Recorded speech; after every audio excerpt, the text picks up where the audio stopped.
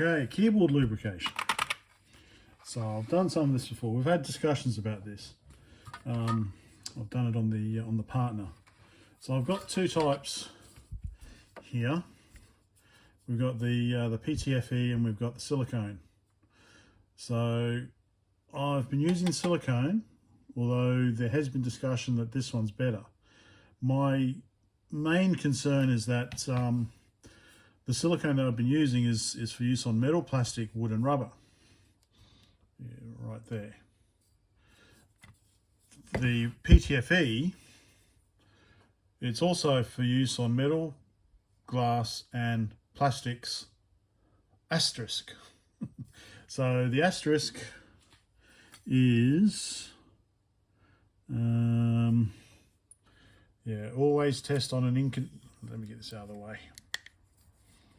Always test on an inconspicuous area before use. So that makes me think that it's not all plastics. And I hate testing things first. So the thing is, with all these machines, is God knows what sort of plastic they're made out of. The Robic is not made out of this type of plastic from what I can feel. So this one just seemed to be safer to use. So that's why I've been using the silicone instead of the PTFE. But we can give this a try on one key. Now, as I said before, I think probably the first video, these ones are a little fiddly to get off because there's two springs. There's two springs in there, as well as that metal cross member piece. Come on.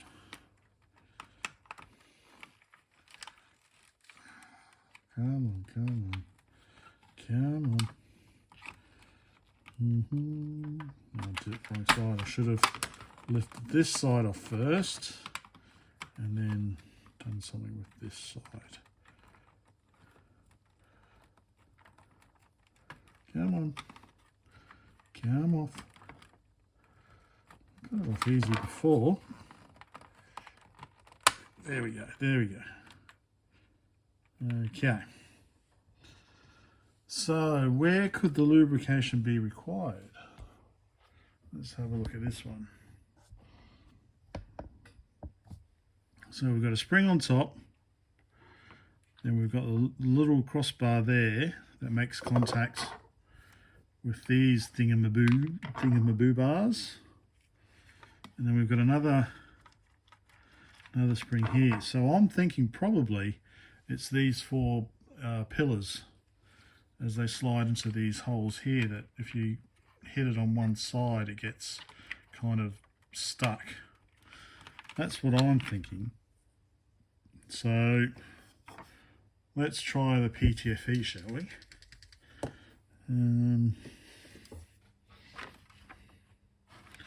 Alright. Oops, what that spray? Just do a little spray.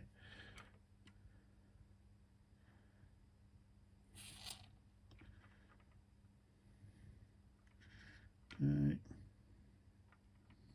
Should probably keep it away from the circuitry, shouldn't I? Maybe.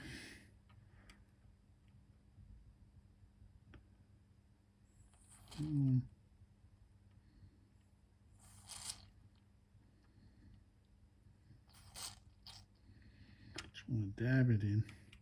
I guess I could also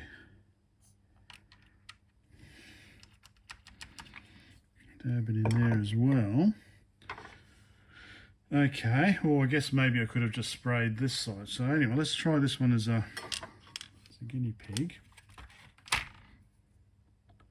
put a little crossbar back on. Like that.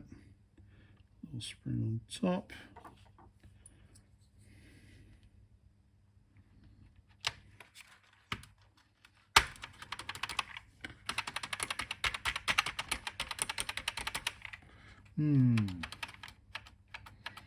Oh yeah, I think there is like if you're hitting it on the side now, yeah, I think there is improvement.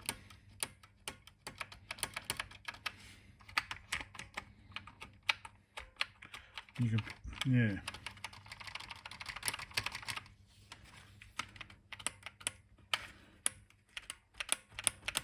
What was it clicking for? It wasn't clicking before.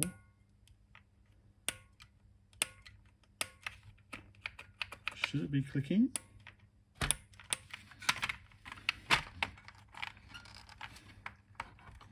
Well, it comes off much easier.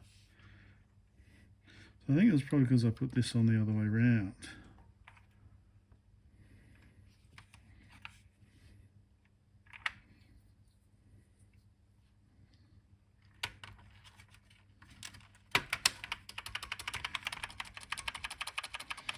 Okay, I have to admit, that does seem to be working a lot better.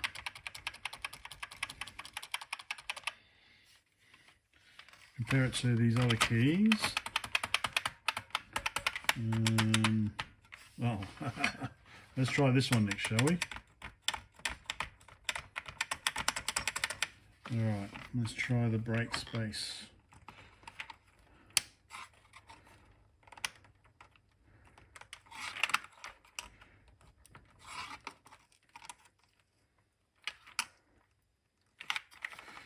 Alright, let me try and get this off. This one's slightly different by the looks of it.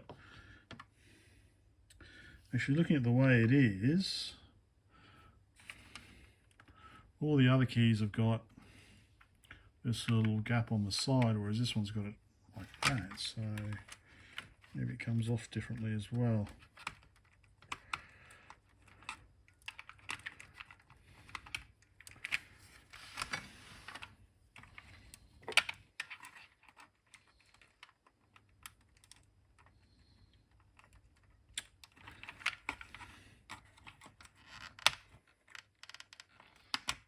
Okay.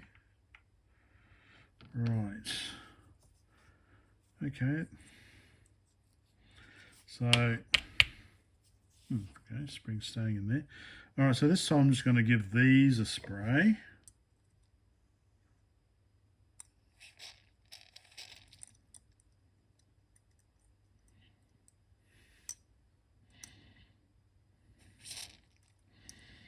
Okay. And then put her back on.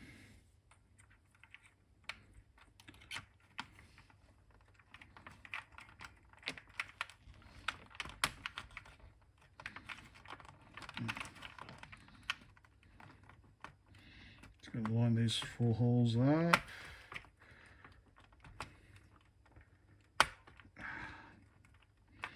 Let me yeah, let me do this. Let me do this. I'll be back.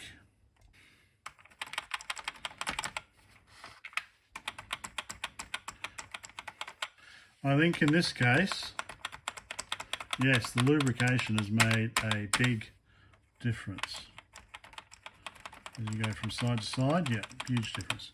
And this is using the PTFE, so man, it's going to be a lot of work to do the rest of this keyboard.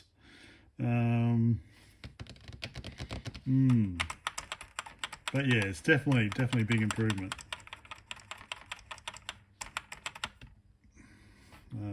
Yeah. All right. Well, I don't know if I'll do. Well, I think of course I've got to do the whole keyboard. This is I'm not going to film the whole thing, but yeah, you can see it's definitely. That's so much nicer now.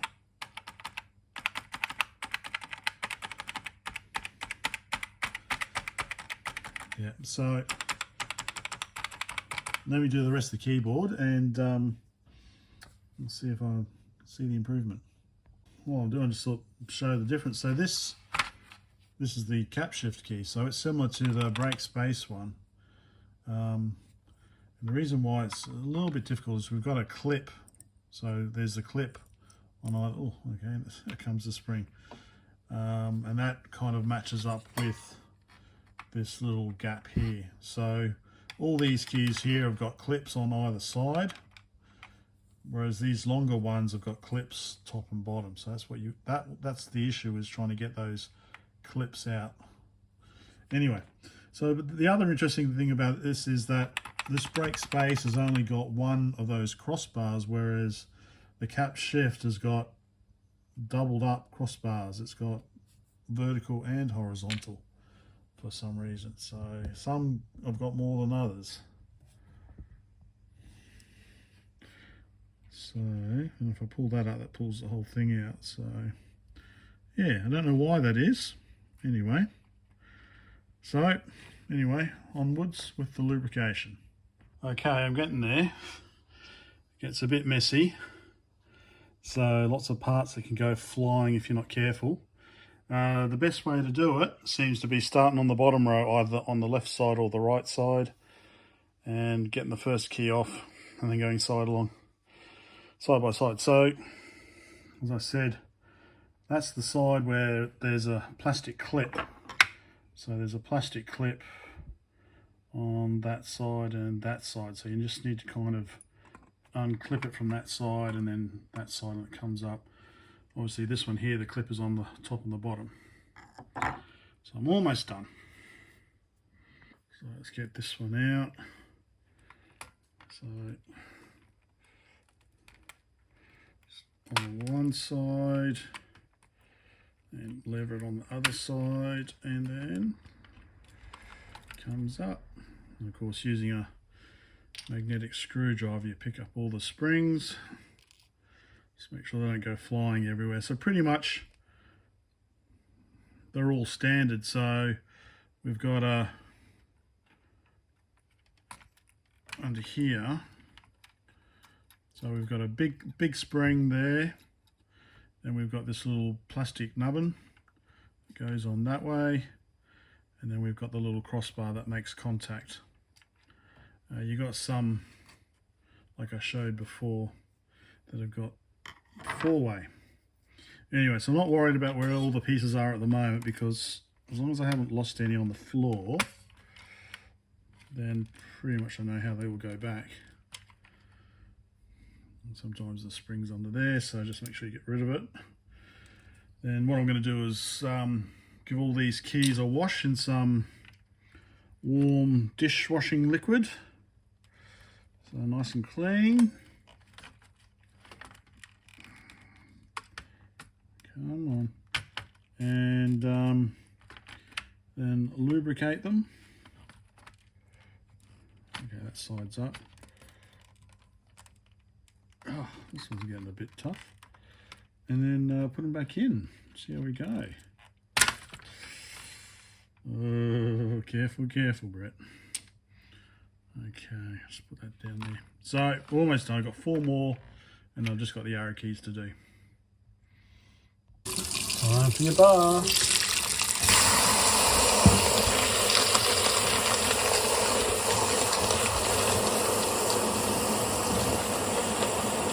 Okay, the keys are going on back on slowly. One thing to note about these ones that have got the 4-way, so it's basically this one in the corner, which I can't remember. It's one of these wider ones. I can't remember. Anyway, it's that one. And the cursor keys, there's actually a little bit of like insulator that you can just see there that goes in between the 2 crossbars. So you've got the crossbar, you've got a little round bit of insulator there, and then the apologies for the close-up of the hand, then the other crossbar goes on top like that. So you just got to be careful if you're pulling these apart. Like you can see the insulator there, don't lose the little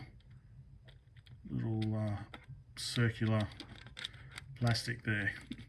So cursor keys plus this left hand one here. You can see it there actually. So I haven't lost that one yet. Okay, so it's actually the cap shift over here.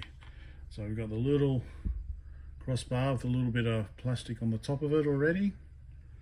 So we go, stick that in there. Oh, I've messed it up. Now for the cursor keys, they're pretty easy. They're only going one way really. Well, this could go up or this could go down because the clips are on the side there, which matches the things there. So it can either go down or it can go up. So I know the up one is quite worn, so this will be the down. Again, we've got the crossbar, we've got a little bit of plastic insulation, and then we've got the vertical crossbar. So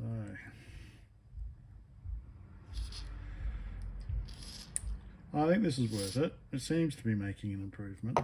It's just very fiddly. Very fiddly. Oh, don't forget the little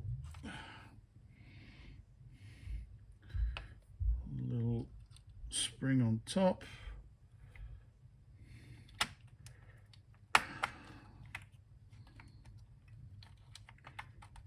And sometimes it doesn't go in properly, so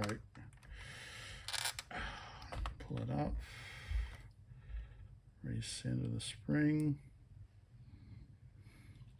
try again. This is why I didn't want to do this. So fiddly. Okay, spring on top.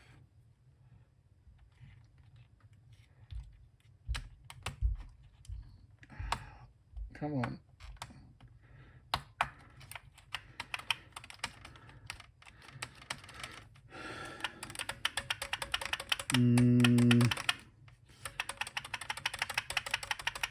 All right, I think that's okay. There we go. Okay, it is done. One small hiccup is I lost one of the small springs. No idea where it went. I'm thinking maybe it might have merged in with another one, so I've got a double spring somewhere. So I've checked everywhere. On my beautifully clean desk, I can't see it. But during my checking, I did find this that I'd lost a couple of weeks ago. It's a spring from an Amstrad data corder for the keys. It goes between two of the keys. So I'd lost that. That flew off somewhere because you've got to bend it back under tension. Well, it's swinging around at the moment, and it just flew off. So I'll put that aside. That's good. And I found a resistor on the floor. Okay. So what I've done is I've taken it from the reset, from underneath the reset. So it's the tiny little spring that goes on top. So I'll put it there, and taking it from there for now. But apart from Jay's, I'm not too sure about Jay. I don't know. I have swapped the spring and everything around. Jay is a bit funny, but everything else is, yeah, working much better. Much better. I might have a look at these because actually I found one of the little insulator circles, so I don't know where that came from. Thought I had them. See, there's the spring, there's the tiny little spring there. Maybe it's missing from this one. Yeah, it's missing from that one. Anyway, so yeah, definitely a big improvement. A lot of effort, and as you can see, I've lost one of these tiny springs, which is annoying because I thought I was really careful.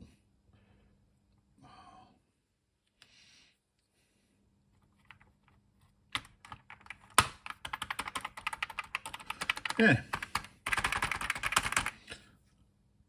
just in case if you wanted a close-up of the action. So your J, I don't know about J. I'm gonna have to, it's a bit funny, but all the other ones are now working very nicely.